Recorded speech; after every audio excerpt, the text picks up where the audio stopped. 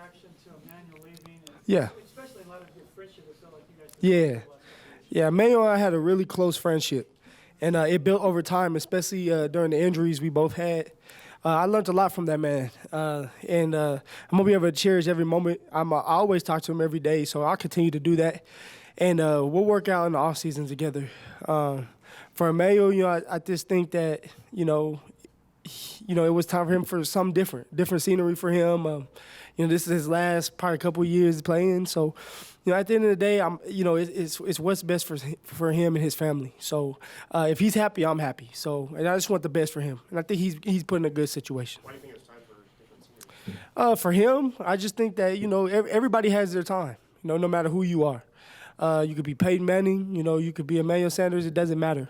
So, at the end of the day, it's just, everyone will have to leave, but that's just the name of the game. It's the business. When he went out last year with the injury, you guys, the team started kind of keying Yeah. on it a little bit more. Are you expecting a similar approach? I mean, this year they kind of, did what they did last year. At the end of last year, they went 9 in the box. They're going to continue to do that until we can put points on the board. They're going to always put 9 in the box, but we have some great receivers, some young ones that are developing right now, and you have Cortland that's showcasing that he's a top receiver. And now it's time for Deshaun to continue to show that he's a main receiver, and now it's time for the young ones. You got Fred Brown, you got Juwan Winfrey, who is real talented.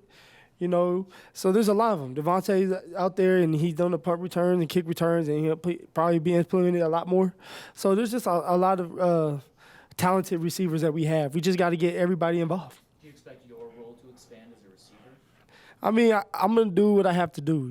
If it is receiving, then it is. If it's running, it's running. I'm just gonna do my role, and I'm gonna star in my role. And go from there. Do you think Noah's a guy that can step up and kind of make up for? Yeah. I mean, Noah's young, and people don't understand that the tight end position is a hard position because you're a lineman and a receiver. And so you got to know a lot of different things going on, different blocking schemes when it comes to blocking.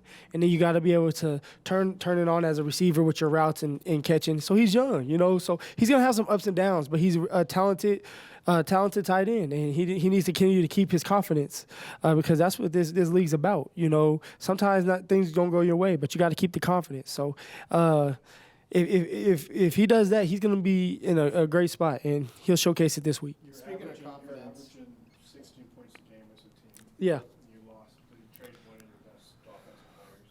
How do you get better? Like I said, sometimes, it seems like when you trade somebody, like it's the end of the world, but it helps for other players coming up as well. Like that's just how it goes. Just like, for example, a lot of people wouldn't be seen if somebody, later on down the line didn't get hurt and they didn't get an opportunity. So now it's time for people to get their opportunities.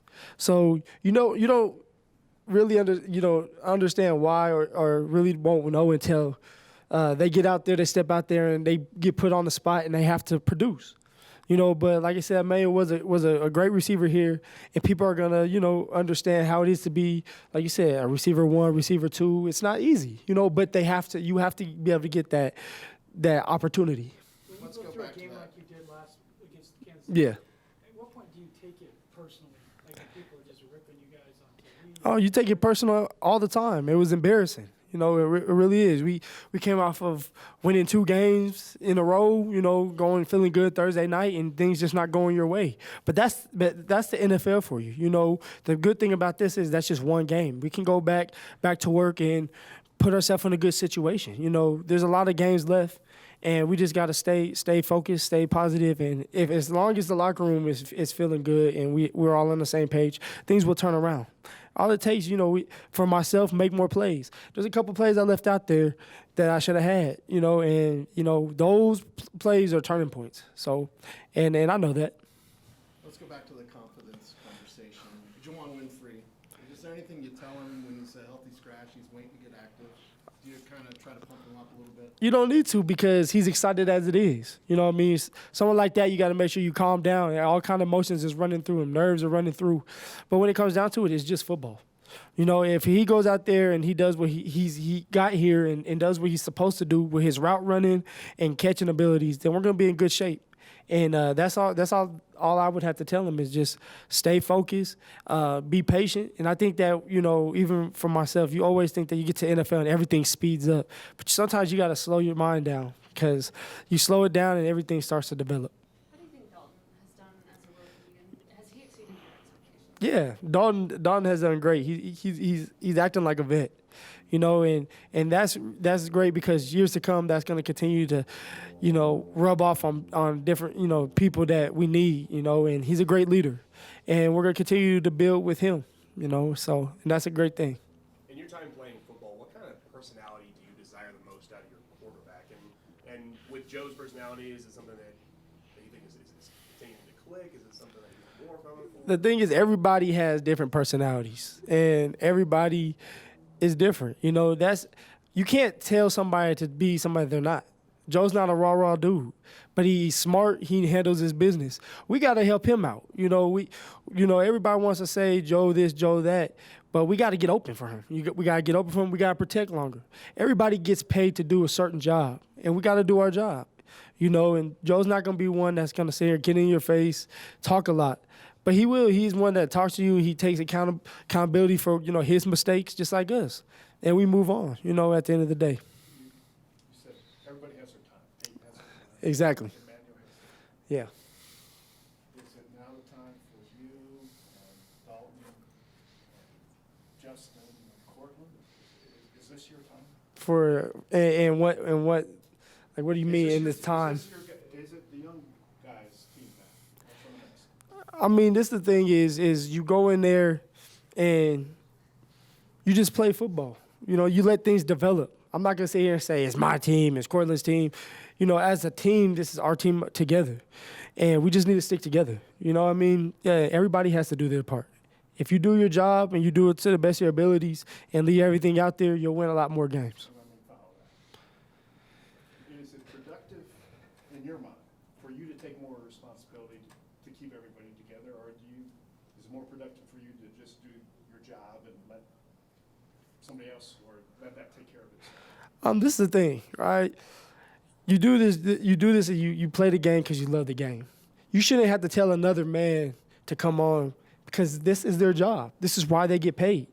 Every time they wake up and they see their family, they see their little kids, they see their wife, that should motivate them enough right there to be like, I need to handle my business. Because as fast as you're here, you'll be gone just like that. So I shouldn't sit here and have to baby somebody and tell them, like, let's go.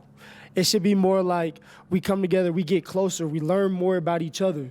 Because the more you know about that person that you're playing on the left and right for, the more you're going to battle for that person. The more you know their family, their background with their kids and their wives and everything like that, it makes you play harder. So that's what I mainly focus on with it. I don't focus to baby somebody and tell them, you come on, you need to do this, you need to do that. They know that. They've been around for a while, and they understand that this is a job. You know, it's no hard feelings, but if you don't do your job, you will not play. Didn't you just define your way of leadership, though? I mean, one of the key things is I don't believe in rah-rah, but you mentioned the better you know the guy next to you. Yeah. And what's going on with him and his family. Yeah, but that's not rah-rah. That's just understanding. No, what you just said is better leadership than rah-rah. No, the thing is about the rah-rah stuff is you want somebody to be vocal. But you know what? The thing about this league is hype after a couple plays goes away. But being able to talk to somebody and be there and talk to them all the time, that stays. That lasts in a game long. Hype, that after you get hit in the mouth one good time, you're done being hyped. But you get hit in the mouth and you know that man left and right for you is going to be there for you, then you know that, all right, you have a good team. We have a great team and we have a great defense. We got to build around them. We got to help them out, you know. And you know, I can't say nothing about the defense, but I can say about for the offense, we just have to find ways to make plays. I have to do a better job making plays. Royce has to do a better job making plays. Cortland does. Flacco does. And that's just how it goes. But the better you are to know your teammates, the better off you're going to be. Okay, thank you, Phil. All right, y'all. Y'all take care.